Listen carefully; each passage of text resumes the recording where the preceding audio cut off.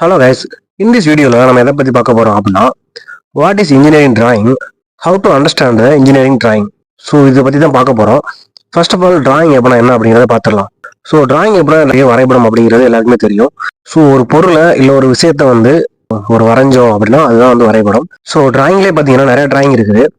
Line drawing, cartoon drawing, elevation drawing, tattoo drawing, architecture drawing. So இந்த மாதிரி நிறைய drawing இருக்குது. ஸோ நம்ம பார்க்க போகிறது என்னன்னு பார்த்தீங்க அப்படின்னா டெக்னிக்கல் டிராயிங். ஸோ இந்த இன்ஜினியரிங் டிராயிங்லாம் பார்த்தீங்கன்னா டெக்னிக்கல் டிராயிங்ல தான் வரும். ஸோ இது டிராயிங் அப்படிங்கிறது எதுக்கு யூஸ் ஆகுது அப்படின்னு பார்த்தீங்கன்னா முதல்ல டிராயிங் நமக்கு எது தேவைப்படுது அப்படின்னு பார்த்தீங்கன்னா this is used to convey the information about an object. ஒரு ஆப்ஜெக்டோட இன்ஃபர்மேஷனை கன்வே பண்ணுறதுக்கு தான் இந்த மெயினாக டிராயிங் யூஸ் ஆகுது. So without any communication, without any language.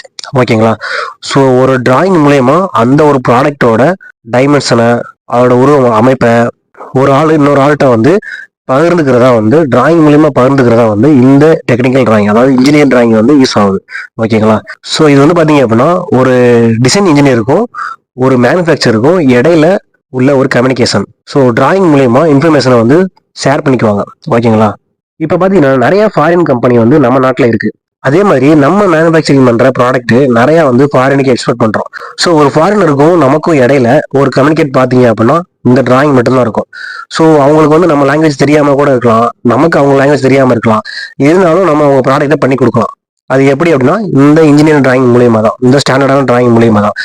So next engineering டிராயிங்கோட ஹிஸ்டரியை பத்தி பார்க்கலாம். ஸோ 1840 ஃபர்ஸ்ட் இன்ஜினியரிங் டிராயிங்கை ஸ்டாண்டர்டா கொண்டு வந்தாங்களாம். ஸோ இன்ஜினியரிங் டிராயிங்லாம் எப்படிதான் இருக்கணும்னு ஸ்டாண்டர்ட் பண்ணி யூஸ் பண்ண ஆரம்பிச்சாங்க. இந்த லைனுக்கு இதான் மீனிங்கு, ஸோ இந்த சிம்பிளுக்கு இதான் மீனிங்கு, ஸோ இந்த சிம்பிள் வந்தா இதுதான் அர்த்தம் அப்படிங்கிற மாதிரி ஸ்டாண்டர்டான நிறைய ரூல்ஸை வச்சு ஒரு இன்ஜினியரிங் டிராயிங்கை ஸ்டாண்டர்ட் பண்ணாங்க. ஸோ அதுக்கப்புறம் ISO ASME நிறைய அப்டேட் பண்ணி ஸோ நமக்கு தேவையான வசதியில இப்போ டிராயிங்லாம் வந்துகிட்டு இருக்கு. ஓகேங்களா? இப்போ நம்ம யூஸ் பண்ற எல்லா டிராயிங்குமே பார்த்தீங்க அப்படின்னா ISO அப்புறம் ASME. ஸோ இந்த ரெண்டு ரூல்ஸ் அண்ட் ரெகுலேஷன்ஸ் கீழே தான் எல்லாமே வரும்.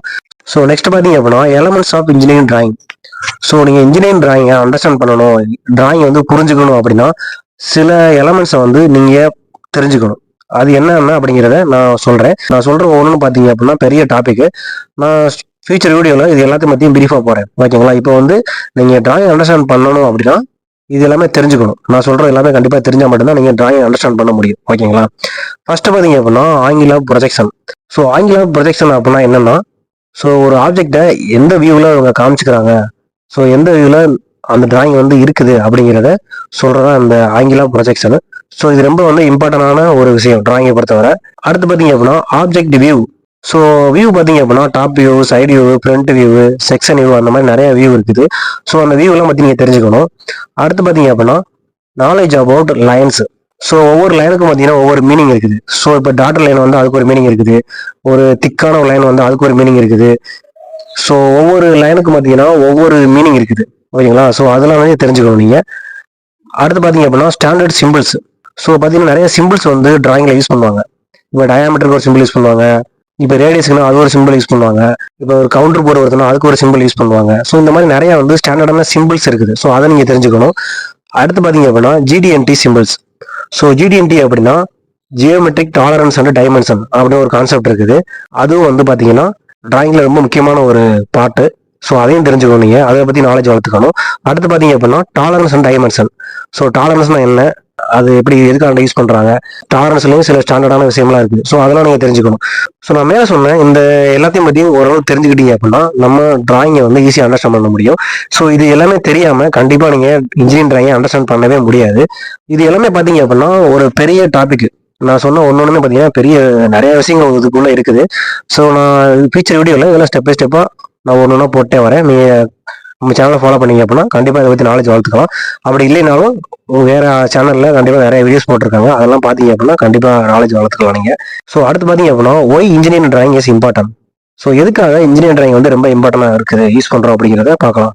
ஒரு ஆப்ஜெக்ட் அப்படி இல்லைன்னா ஒரு டிசைனோட பார்ட்டோட டெக்னிக்கல் இன்ஃபர்மேஷனை ஒரு பர்சன் இன்னொரு பர்சன் கிட்ட மொழிகளை பயன்படுத்தாம, லாங்குவேஜை பயன்படுத்தாம தெரிவிக்கிறதுக்கு யூஸ் பண்றதா மெயினான ரீசன். முன்னாடி சொன்ன மாதிரி.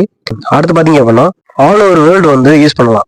ஒரு டிசைனர் ஒரு ப்ராடக்ட் நம்ம நாட்டில் டிசைன் பண்றாங்க அப்படின்னா அந்த டிசைனை அந்த இன்ஜினியரிங் டிசைனை, ஒரு இன்ஜினியரிங் டிராயிங்கை நீங்க எல்லா கண்ட்ரிலுமே யூஸ் பண்ணலாம்.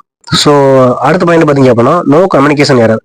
ஸோ நீங்கள் வந்து கம்யூனிகேஷன் கொடுக்கும்போது ஒரு விஷயங்களை 2 விஷயம் சொல்லாமல் விட்டுருவீங்க. ஸோ தப்பாக சொல்லிடுவீங்க. ஸோ அந்த மாதிரியான எரர்லாம் வந்து நீங்கள் டிராயிங் மூலியமாக கம்யூனிகேட் பண்ணும்போது இருக்காது. அடுத்து பார்த்தீங்க அப்படின்னா easy to share and save systems. நீங்கள் ஷேர் பண்ண முடியும். ஒரு கம்பெனிலேருந்து ஒரு இன்னொரு கம்பெனிக்கோ இல்லை ஒரு பர்சன்லேருந்து அடுத்த ஒரு பர்சனுக்கோ வந்து நீங்கள் ஈஸியாக ஷேர் பண்ண முடியும். நீங்கள் வந்து சேவ் பண்ணி வச்சுக்கலாம். நீங்கள் டாக்குமெண்ட்டாக சேவ் பண்ணி வச்சுக்கிறது ஈஸியாக இருக்கும். சிஸ்டத்தில் நீங்கள் வச்சிங்க அப்படின்னா எத்தனை வருஷம் கழிச்சாலும் அந்த டிராயிங்கை நீங்கள் திருப்பி பார்த்துக்கலாம். ஸோ அடுத்து பார்த்தீங்க அப்படின்னா நோ சீட்டிங். ஒரு மேனுஃபேக்சரர் பார்த்தீங்க அப்படின்னா லாங்குவேஜ் மூலியமாக கம்யூனிகேட் பண்ணுறாரு அப்படின்னா கண்டிப்பாக அதில் வந்து சீட்டிங் பண்ண நிறைய சான்ஸ் இருக்குது. ஸோ இப்போ மேனுஃபேக்சரர் ஏதோ ஒரு தப்பு பண்ணுறாரு அந்த ப்ராடக்ட்ல அப்படின்னா இந்த மாதிரி தான் எனக்கு வந்து மேனுஃபேக்சரிங் பண்ண சொன்னீங்க, ஸோ நீங்கள் வந்து தப்பாக சொல்லிட்டீங்க, என் மேலே தப்பு கிடையாது அப்படிங்கிற மாதிரி சீட் பண்ணுறதுல நிறைய சான்ஸ் இருக்குது.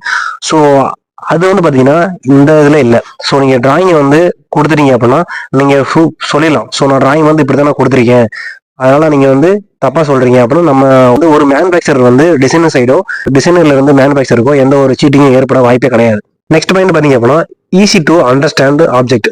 ஸோ ஒரு ஆப்ஜெக்டோட காம்ப்ளிகேட் பார்ட்டாக இருக்கட்டும் இல்லை ஒரு நார்மல் பார்ட்டாக இருக்கட்டும் அதை வந்து நம்ம ஈஸியாக அண்டர்ஸ்டாண்ட் பண்ணுறதுக்கு யூஸ்ஃபுல்லாக இருக்குது. அடுத்து பார்த்தீங்க அப்படின்னா ரெடியூஸ் அசம்பிள் எரர். ஒரு காம்பனண்ட் வந்து அசம்பிள் பண்ணும்போதோ இல்லை அதோட ஃபங்க்ஷன் வைஸாவோ எரர் வந்து கம்மியாக இருக்கு. இந்த டிராயிங்கை யூஸ் பண்ணி நம்ம மேனுஃபேக்சரிங் ஸ்டார்ட் பண்ணதுக்கப்புறம் நிறையாவே வந்து கம்மியாக இருக்கு அப்படின்னு சொல்கிறாங்க. ஸோ அடுத்து பார்த்தீங்க அப்படின்னா helping to reduce cost and rejection. So drawing use பண்ணி பண்ணும்போது ஒரு ஆப்ஜெக்டோட மேனுஃபேக்சரிங் காஸ்ட்டை வந்து கம்மி பண்ண முடியும் அப்படின்னு சொல்கிறாங்க. அதே மாதிரி பார்த்தீங்கன்னா ரிஜெக்ஷன் ஆகிறத ரொம்ப கம்மி பண்ணுறாங்க. ஓகேங்களா? ஸோ ஒரு மேனுஃபேக்சர் வந்து ஈஸியாகவே அண்டர்ஸ்டாண்ட் பண்ணிட்டாரு அப்படின்னா அவங்க ஈஸியாகவே வந்து மேனுஃபேக்சரிங் பண்ணிடுவாங்க. ஸோ காஸ்ட் ரொம்ப செலவு பண்ண மாட்டாங்க. ஸோ இந்த ரீசன்காண்டி தான் வந்து இன்ஜினியரிங் டிராயிங் வந்து நம்ம மேனுஃபேக்சரிங் இண்டஸ்ட்ரியில் யூஸ் பண்ணுறாங்க. ஓகேங்களா? ஸோ அடுத்த மேஜர் பாயிண்ட் பார்த்தீங்க அப்படின்னா applications of engineering drawing. So இந்த டெக்னிக்கல் இன்ஜினியரிங் டிராயிங் பார்த்தீங்க அப்படின்னா நிறைய ஃபீல்டில் வந்து யூஸ் பண்ணுறாங்க. நான் வந்து மேஜரான ஃபீல்டு மட்டும் நான் சொல்கிறேன். ஓகேங்களா? ஆட்டோமொபைல் இன்ஜினியரிங், அப்புறம் வந்து ஷிப் பில்டிங் இன்ஜினியரிங், அப்புறம் ஏரோஸ்பேஸு, ஹோம் கன்ஸ்ட்ரக்ஷன், அப்புறம் ஆர்கிடெக்சரல் டிசைனு, அப்புறம் பார்த்தீங்கன்னா electrical and electronics engineering. So இந்த மாதிரி இடத்துல எல்லாமே வந்து இன்ஜினியரிங் டிராயிங் வந்து யூஸ் பண்ணுறாங்க. ஸோ அவ்வளோதான் கைஸ். இந்த வீடியோ நம்ம பார்த்த எல்லாமே உங்களுக்கு ஈஸியாக இருந்திருக்கும், உங்களுக்கு புரிஞ்சிருக்கும்னு நினைக்கிறேன். ஸோ நெக்ஸ்ட் வீடியோவில் elements of engineering drawing. So வந்து உங்கள் இன்ஜினியரிங் டிராயிங்கை அண்டர்ஸ்டாண்ட் பண்ணுறதுக்கு எந்த மாதிரியான எலமெண்ட்ஸ்லாம் நீங்கள் தெரிஞ்சுக்கணும் அப்படிங்கிறத பற்றி ஸோ ஒவ்வொரு டாப்பிக்கையும் பற்றி நான் பிரீஃபாகவே போடுறேன். ஓகேங்களா?